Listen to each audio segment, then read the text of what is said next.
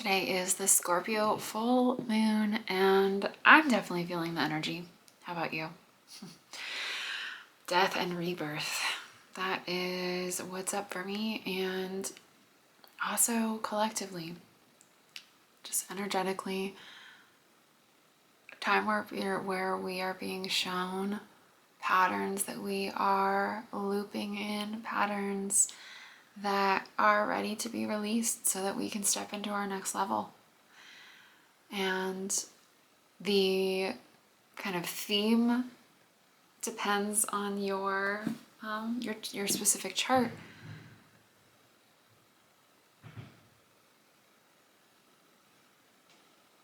Sorry. The theme depends on your specific chart. But for me, what I wanted to talk about today is my experience with where I've been at and how maybe that can help you, especially if you have struggled with habits, patterns, coping tools. I have noticed in me the habit of smoking to cope. And I actually am making this video because I quit smoking again and I'm feeling really good about it, but it did not feel that way at first. So this is a tool that had actually probably saved me, probably got me through so many years where I was just trying to be okay. I was just trying to heal. And that was a really big kind of first. There's two major themes that have been in my life of relationships, stability, and that really took getting to that place, which is where I am now. That really took me going back and healing so much of my trauma. So I like to think of kind of like that 10-year chunk of my life as being that stage of healing that deep trauma and learning boundaries, learning healthy versus unhealthy relationships, learning how to not people please, learning how to not make myself small when it comes to relationships and holding myself in the world.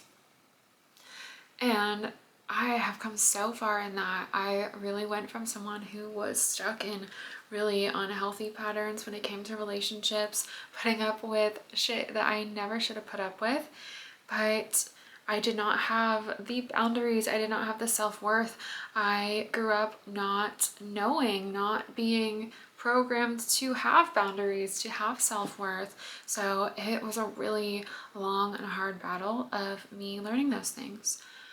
And now, and actually before I say now, at that point in my life, I was in this similar place where I was smoking to help cope with a lot of the overwhelm.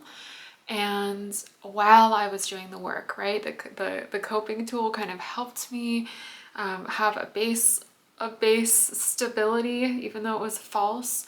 As in it's not coming from really within me alone. It really did give me that kind of foundation to be able to get through a lot of that hard work. And then I reached a point in my journey, in that part of my journey, where I really naturally was like, oh, like I don't want to anymore. I gave it up really naturally. And before that, I had tried to force myself to and all these things, but I reached the point where I just gave it up really naturally. And I was really stoked on that. And that was for a while, and I got in really good habits and a really good routine. And then there's always been this thing in me that's kind of had two big themes, like I mentioned. So that kind of part of the relationships, the self-worth, that foundation.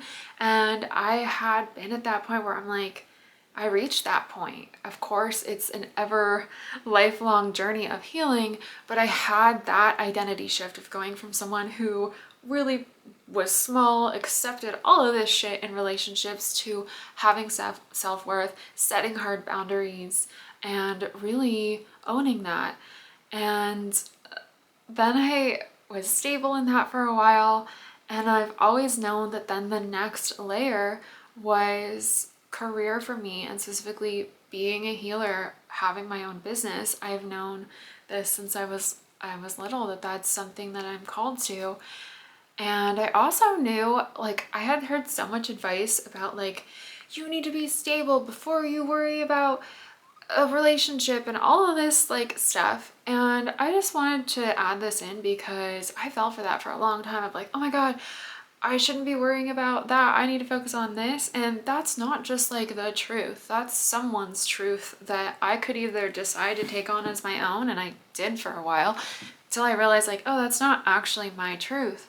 I realized that due to my upbringing, due to the needs that I had, I really had two big things in my life: a healthy, solid relationship, that was the goal, and my healing business. That was the two big goals. And I realized back then, I was like, oh, okay, like I can't focus on both right now. Okay, I need to like pick one that comes first. I was like, what do I need to come first? And I really thought about it. And like I said, because of the upbringing I had, I was like, I need support. I need someone in my life first. That will be like the next level of foundation that I really need. And so I just share that. So if you're someone who is feeling that type of a pressure, then it really depends on where you are and what you need. So I reached that point, stable. I actually write about it in my book in more detail about how I reached a point where I was like seeing red flags and setting boundaries and all of this stuff. I finally was clicking for me. And then I was able to meet my now partner, who is my first really healthy relationship. And I'm really grateful for that. And so that got me to this place where I'm like, okay, like that's a new foundation, right? That was like an identity shift into this place of like where I am now, or maybe I would say like a year ago is maybe where this kind of next jump started for me.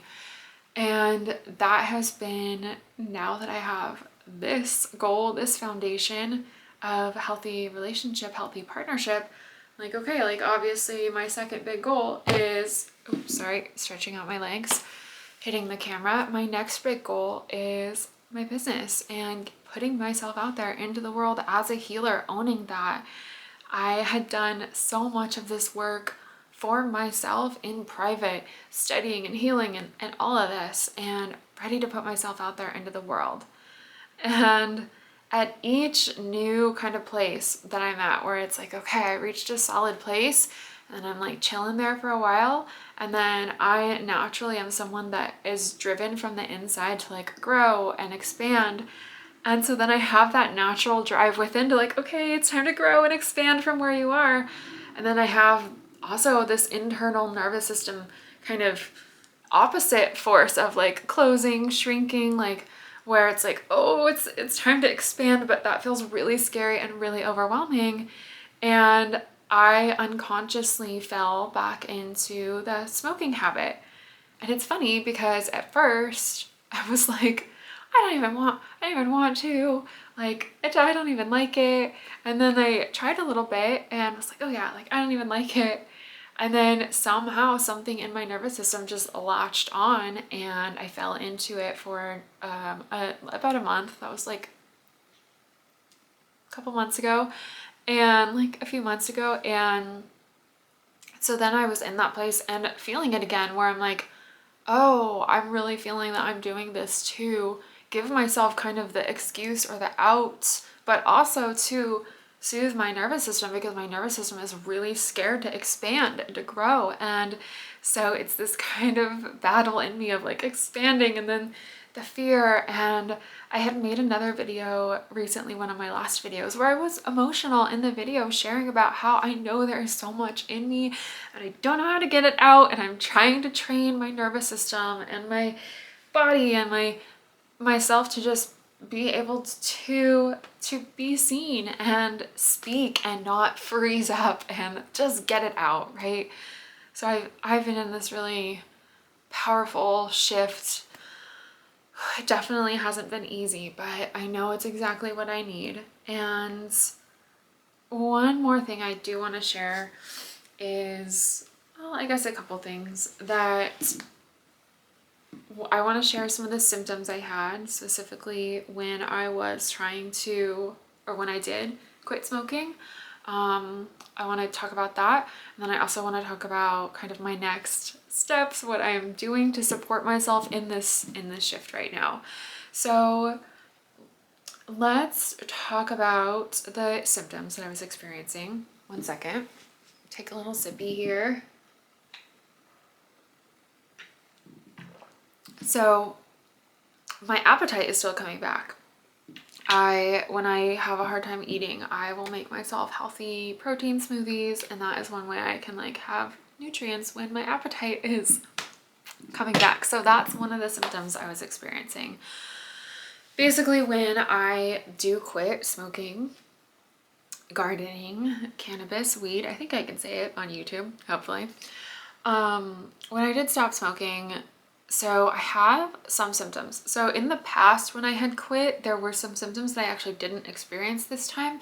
And that includes like, one of the first times I quit, I was like waking up freezing cold, dripping wet in sweat, like not fun.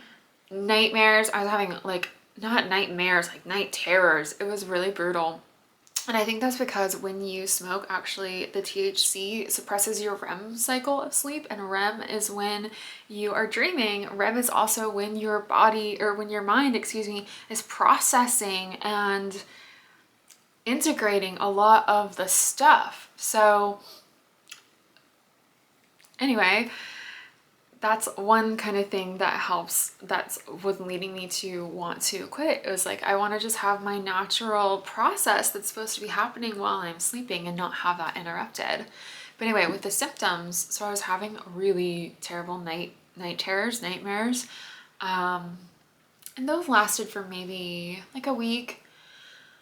And then I think the other symptoms also relate to this time. So then the other symptoms and what I was experiencing this time was just like really nauseous, total lack of appetite. Like I was barely having like a smoothie and like a piece of toast for like a week.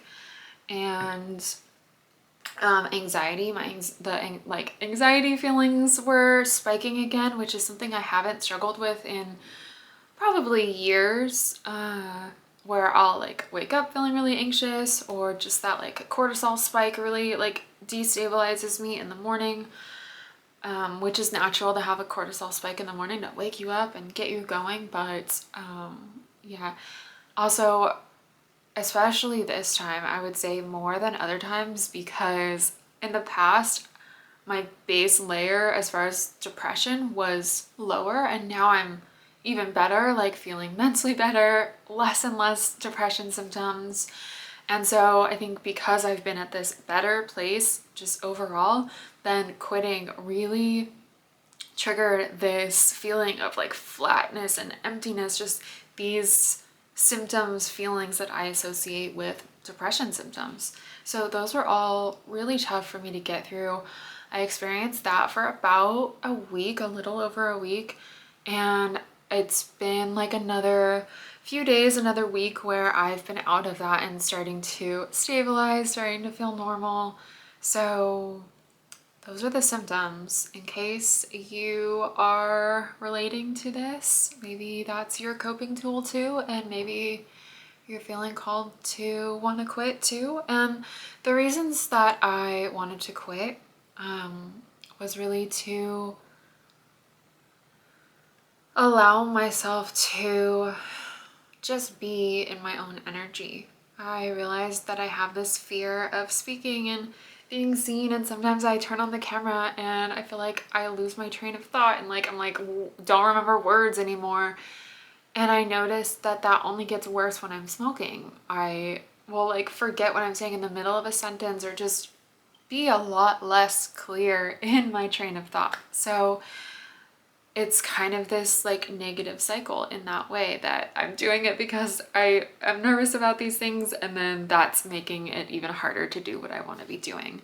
And so maybe you relate to that, and if you do, it can be really helpful. I always, whenever I'm trying to do something, I look up what symptoms I might experience so that when I'm maybe experiencing those, I'm not like, oh my god, something's wrong. Like, I'm like, no, this fucking sucks, but this was to be expected maybe. So anyway, with that. And then I also wanted to share what I'm doing to support myself in this shift. So in the last shift, like I was saying, this deep trauma healing shift that I did maybe like in the last several years, I write about that a lot in my book. And my book actually, let me grab it. So Empath's Guide to Healing. So in my book, I talk a lot more in detail. Actually, I lay out a roadmap in my book. It's based on my own healing experience of how I went from really feeling like fucking broken and not okay, bad relationships, bad, all the things, right? I say that with so much compassion, but just straight up. And really taking me from that transformation into someone, right, like I was saying, where I am now in a healthy, stable place. And so if you are in that place, I would really recommend my book. I lay it all out for you. And it's specifically for empaths, for highly sensitive people. I especially work with women, but the book relates to men as well. So if you're in that place, I really recommend that resource. I also have other offerings where if you'd like to work together, if you are looking for support, then you can check out my link in the description for that. But what I'm doing right now to support myself and where I am now to, okay, I'm growing, I'm expanding, I'm being seen more, I'm sharing more of myself, and I'm also a neurodivergent woman on the autism spectrum. And so I had this huge unmasking in December where I'm like realized how I'm certain things that I didn't even realize I wasn't fully being myself, and just this huge identity shift layer that I've been in the last couple of years, to be honest. And I feel like it's really at a powerful point right now, and it has not been easy, but it's so needed. And I shared the other day on my Instagram, like, what's way worse than not ever getting to be living your dream life is not ever realizing the version of you that you know that you are possible, capable, want to become. So that's where I am, and it's freaking worth it. It's hard, but it's so worth it.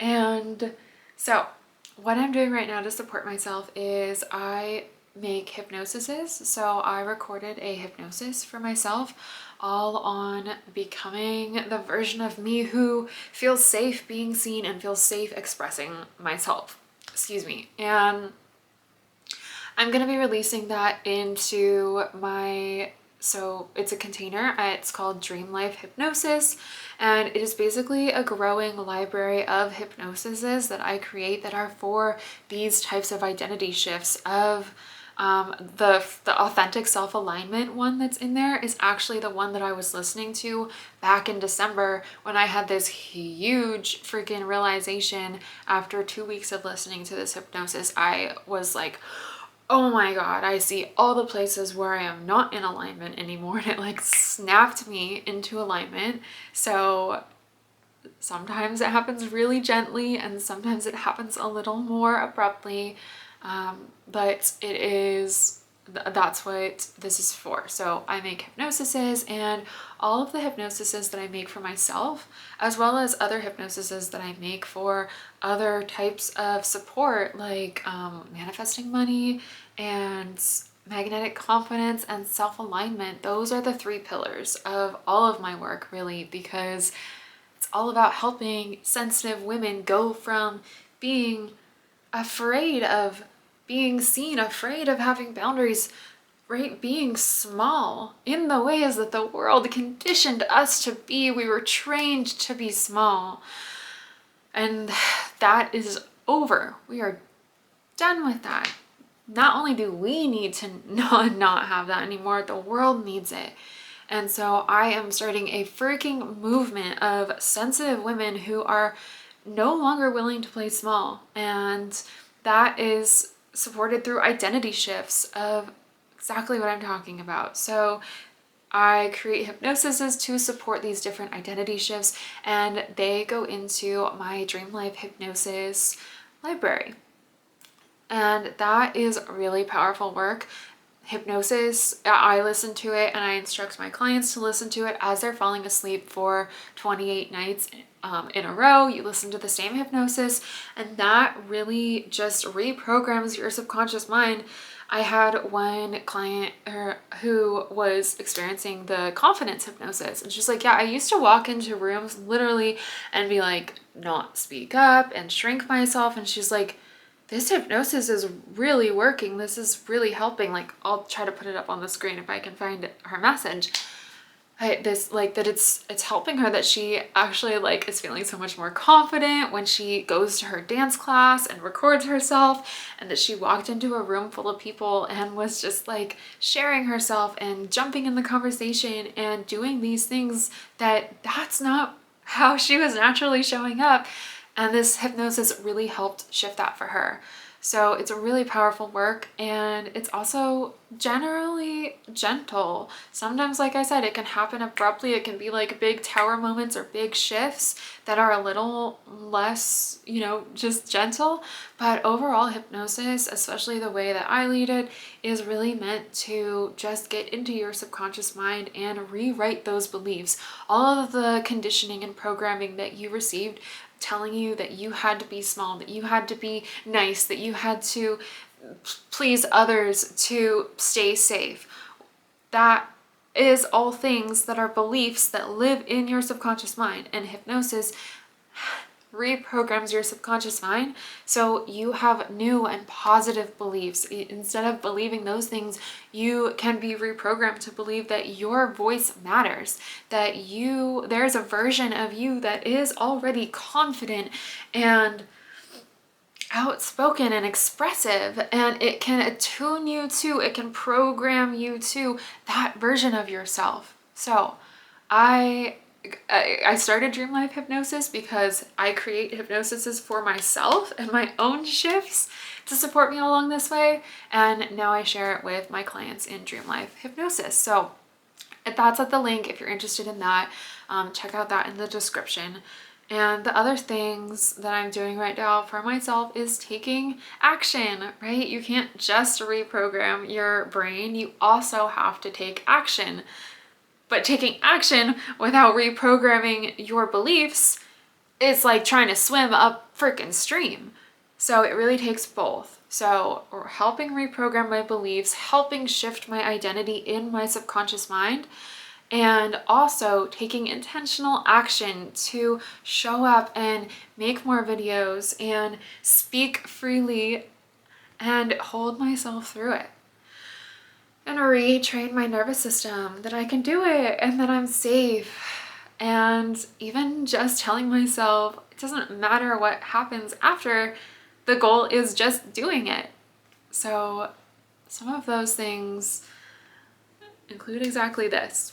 I also unexpectedly got really strongly called to go to a retreat. It's going to be in month or however long, so I'll be making videos about that experience as well. I've been doing somatic therapy for a long time, and it's been really helpful for me to gain a sense of safety in my body and all of those types of things. So I'm really excited for this work around really that we're going to do at the retreat around exactly what I was saying of helping be supported in taking action, expanding my nervous system in a group of other women who are doing similar things as me. And I'm really excited because that, I think, mirroring and all of that stuff is going to be really helpful for me to expand into this next level that I'm in. I'm also considering doing a plant medicine ceremony. I'm not sure on that yet. So those are all the different things that I'm doing to support myself. I also do, when I notice little triggers, little things come up that I need deeper support on, I also do my own sessions on myself of, I made a video recently. It's like how I do inner child healing. It's now, I'm calling this the power reclamation session now, because it really freaking is. It's not just some basic inner child healing session. We are really getting in there and going to those root places where your power was taken away, conditioned, programmed away, and healing that and really connecting you back with your power.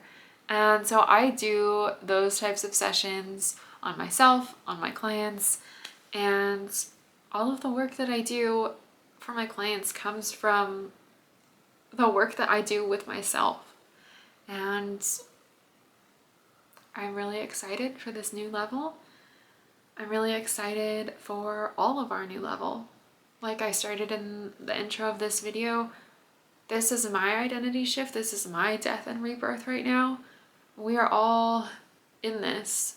If you are attracted to this type of a video, if you are attracted to healing and spiritual and personal growth, then you are most likely feeling this on some level.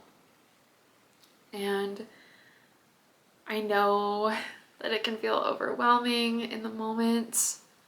And I also know that there is a future version of us who is so freaking proud of us. And who's like, yes, it's worth it. You got this. So,